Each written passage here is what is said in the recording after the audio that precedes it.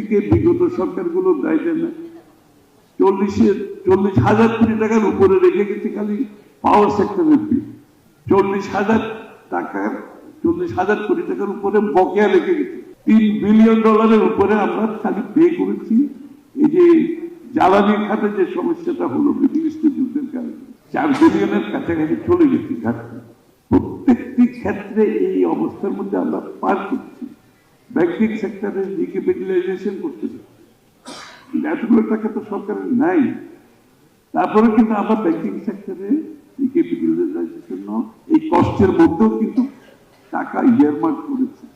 এটা কিন্তু সময় লাগবে, এটা রিকভারি একটা ইটস এ পেইনফুল সিচুয়েশন আমরা যাচ্ছি, কিন্তু অ্যাট দ্য সেম টাইম আপনারাও পেইনফুল সিচুয়েশনের মধ্যে যাচ্ছেন। কারণ একই কারণে, যে কারণে সরকার বিপদে আছে, আপনারা বিপদে আছে, কিন্তু একই কারণে।